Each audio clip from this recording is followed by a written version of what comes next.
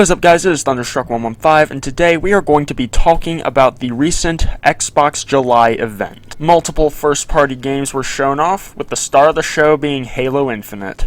Gameplay was shown off, unlike that awful May event, and overall, I think it was a pretty solid one. So anyways, without further filibustering, let's talk about my thoughts on it. So we're going to be going across based on each game that was revealed, and I'm going to just tell you my thoughts on all of them, assuming I have thoughts on some of them, which I might not, so yeah.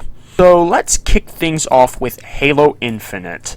Holy crap, I was so hyped for this, and watching the gameplay, it just looks super fun. Master Chief has a whole variety of new abilities. There's a grapple hook, there's like a drop wall, but according to 343, they're going to be map pickups, so all the people complaining about him having extra abilities as part of his loadout can chill. The art style looked pretty cool. It was a nice mix between, you know, the classic Halo, like Bungie's games, and the newer style with Halo 4 and 5, so yeah, I thought that was pretty cool as well. A bunch of new weapons got shown off as well, like the Ravager and the Commando. They all look pretty fun to use. So, can I just say how freaking badass it was when Master Chief grabbed the fusion coil and threw it at the Shade turret?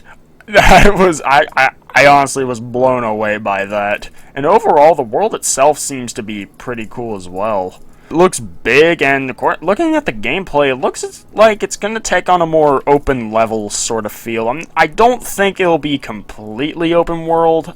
Of course, I could be wrong on that, but it looks like the levels themselves will allow you to progress however you want, instead of the previous games, which were all fairly linear. Definitely seems like a departure from what we normally expect from a Halo game, but honestly, I think I'm a bit for shaking up the formula a bit. Sprint is back, much to the dismay of a lot of people. Yeah, I don't associate with them. I personally never understood why people hate Sprint in Halo. It just literally lets you move faster, calm down, get your mind out of 2001, okay? Brutes are back, along with the Spiker Grenade, and I think it's pretty cool, and something that's really funny is Brutes can now throw suicide grunts, and honestly, that looked pretty badass, I'm not gonna lie. Though, admittedly, it does sound like it might be a bit of a pain on Legendary. I imagine just like freaking gruntnaders are gonna be a big problem on Legendary, but I don't know. We'll have to wait till the game releases, but overall it looks really fun to play, though there is one thing that a lot of people complain about, and if you've looked at the Halo subreddit or the Xbox Series X subreddit, you know what I'm talking about. The graphics. At first, I thought they looked fine, and they looked pretty good. But then I looked at games like Red Dead Redemption, and then I saw what people were talking about. So, well, it kind of is baffling that Microsoft decided to show off the game when the graphics don't really even compete with some current-gen titles, when it's supposedly a next-gen console and the most powerful console in the world. And so I kind of share that frustration a little bit. But you have to remember, the game is not out yet. It's still at least 4 months away from release. And from what I understand of game development, graphics are usually one of the last things that game developers actually work on. And also, supposedly, it was a build from a few months ago that we saw. Now, there's been some conflicting reports on this, but it definitely seems like it was an older build that was originally designed to be shown off at E3. And they also released a trailer shortly after the event, which showed off much better graphics than what was in the demo. So, I'm still holding out hope that it will look amazing by the time release comes around. I think a little bit of skepticism is appropriate, but I don't think it's as bad as a lot of people make it out to be, though. They could have at least, like, did the graphics for the area they showed us just to, like, show off what the Series X is capable of, but that's just me. We'll have to wait closer to release to actually see.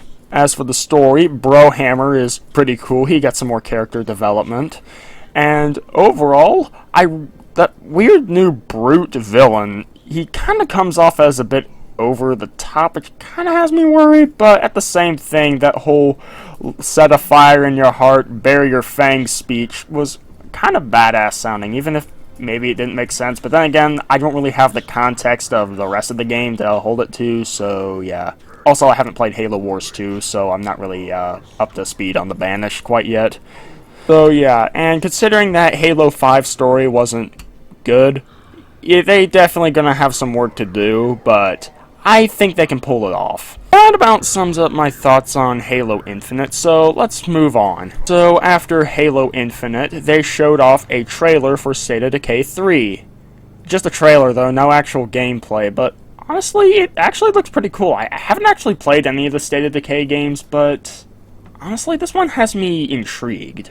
Also, apparently the trailer was captured in-engine, so it definitely shows that the Series X definitely is capable of some really amazing graphics, but then again, that's just a trailer, it's not actually gameplay, so we'll have to wait and see. After that, Phil Spencer starts talking about the Series X and how he's proud of his studios, blah de blah de blah. Then they show off a trailer for a new Forza game. Pretty cool looking, but honestly, I'm not really too big into racing games that don't start with an M and rhyme with Mario Kart. I mean, I was into Need for Speed when I was younger, but nowadays, not so much. Yeah, it looks pretty good, I guess. Also, just an FYI, if I ever say it looks pretty good, I guess, in this video again, it means I don't give a flying fuck about the game. Not because I think the game is bad, but just because I'm personally not interested. But at the same time, I don't want to piss off anybody that does. Then we get a new game from Rare. We fade in, see some leaves, and holy crap, is this a new Banjo-Kazooie game? I mean, this would make a lot of sense considering he was recently added to Smash. No, it's actually a game called Everwild. We explore this nice-looking, like, mystical world. Looks pretty cool, but I have no fucking idea what the game's about. Like, is it like a platformer? Is it open world? Is it puzzle-based? Is it a hack and slash? I don't know. And because of that, it looks pretty good, I guess. Then they showed this story game called Tell Me Why. Oh my god, I know exactly what I want to do, but I can't because I don't want to get copyrighted by the Backstreet Boys. Also, it looks pretty good, I guess. Ori and the Will of the Wisps. It looks pretty good, I guess. Some DLC for the Outer Worlds got announced. Honestly, watching the trailer, I honestly thought this was DLC for Borderlands for a second. You know, actually I heard good things about the Outer Worlds. I might actually get it at some point. This DLC actually kind of looked interesting. Then Obsidian announces Grounded, a really small-scale survival game. At least that's what it looks like. This game really gives me some Subnautica vibes. A game I haven't played, but I want to, but my PC can't actually run it. Also, I don't really have a lot of money to spend on games at the moment, so there's that. Not sure if I'll pick up Grounded, but I'll definitely keep an eye on it. Another game by Obsidian, Avowed, got announced as well. Honestly, Obsidian just seems like they've been super busy on the past couple of years. It honestly kind of looks like the Elder Scrolls game that Bethesda just doesn't want to give us. Now, I haven't actually played any Elder Scrolls games, like not even Skyrim, but honestly, Avowed actually kind of looks interesting. Not be the first game I get on the Series X, actually it definitely won't be the first game I got on the Series X, but I might pick it up later down the line. And since it's not made by Bethesda, hopefully it'll be even better, or at the very least not nearly as buggy. As Dusk Falls. It looks pretty good, I guess. And it was Saga Hellblade 2. I've actually heard a lot of good things about Hellblade, but it just doesn't really seem like my kind of game, so I'll just go ahead and say it. It looks pretty good, I guess. Psychonauts 2. Honestly, the main thing I remember from this is the music, which actually was a fucking banger, I'll give him that. And looking at the trailer, I'm like, what the hell? Okay, hold up. I did not do any mushrooms today. What in the world is going on? Don't do drugs, kids. Kind of gives me Ratchet and Clank vibes. After that, they start talking about Game Pass, and then they announce some Destiny 2 DLC, which will apparently be Xbox exclusive. I thought this event was showcasing first-party games, and last I checked, Destiny is a third-party game, which is also available on PlayStation. Unless Microsoft acquired Bungie again, and now they're a first-party, or at least have a contract to have exclusive DLC like they used to have with PlayStation. I am so fucking confused. Also, not really particularly impressive considering that Destiny 2 is currently on current gen and it's been that way for a couple of years. Like, I'm sure there's going to be some upgrades for the Series X version, but still.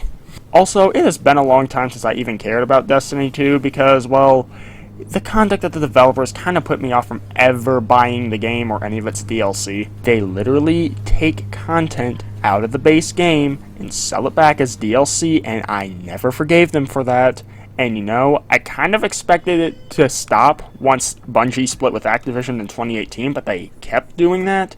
And yeah, I mean, the fact that Activision's doing it doesn't make it any less shitty, but I mean, I kind of expect this from Activision, whereas Bungie doing it kind of surprised me and just shows me how shitty of a company they are now, so yeah. Stalker 2 seems like a pretty cool horror game. I haven't really been into horror games, but, you know, this one looks pretty interesting. I think it could sell a lot of people on it. Some DLC for Warhammer 40k. Looks pretty interesting, actually. I don't have the game, so I'm probably not going to get the DLC, unless I actually end up getting the game, but still, looks pretty cool nonetheless. Then we see a whole bunch of people playing video games in squares, and I thought this was going to be another one of those, we're all gamers together, and one of those bubbly happy commercials, and it turns out it's actually a commercial for a new Tetris game, Tetris Effect. Looks pretty cool, but I gotta say, just one thing real quick.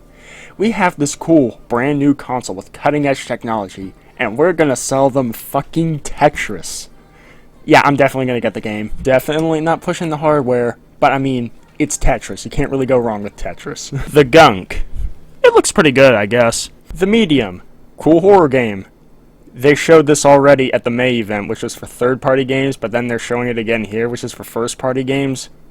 Is the Medium first-party or is it third-party? I'm so confused right now. Still, the two-world dichotomy seems pretty interesting, and I feel like it could be used to really great effect. Phantasy Star Online 2. It looks pretty good, I guess. Crossfire X. Honestly, this game kind of looks like Call of Duty somewhat. Specifically, Black Ops 2. And I'm getting the good vibes from it. I'm not sure if it will actually play like a COD game, but I'll definitely be keeping my eye on this one as well. Supposedly, the multiplayer is going to be free to play, as long as you have Xbox Live Gold. Yeah, that kind of shoots a bit of a hole in the theory that Xbox Live Gold will be becoming free with the Series X. But at the same time, it could just be company policy to say that just for the moment while it hasn't been unveiled. Because if Microsoft is going to reveal that, they're probably keeping it really close to the vest right now, so yeah. Then they talk about Game Pass some more, close up the show, and they also announced that all of the games that they showed here will be available on Game Pass, which is pretty cool. Then they close off the event with an announcement of a new Fable game. Just Fable, not actually Fable 4, but still, I heard this was really good back in the day, and then Fable 3 announced, and then the whole franchise just dropped off the map. Good to see that they're bringing back some IPs that haven't seen the light of day for a while, instead of just going the traditional Halo, Gears, and Forza route. Overall, I think this recent event actually was really good. I personally think it was better than Sony's, even though it doesn't completely blow Sony out of the water. Maybe if they'd shown a bit more gameplay and if Halo Infinite looked a bit better, maybe it would have, but still, it was a really solid presentation nonetheless. Overall, I'd say the games that had me the most hyped were Avowed, State of Decay 3, Crossfire X, Stalker 2, and of course Halo Infinite. And even though I'm not completely hyped for some of the other games, they definitely have me intrigued, and I definitely think it's a pretty solid lineup for the Series X. So that's gonna end off today's video. If y'all enjoyed, make sure you hit the like button and subscribe for more, and tell me what you think of the reveal event. Anyways, that's it. Peace!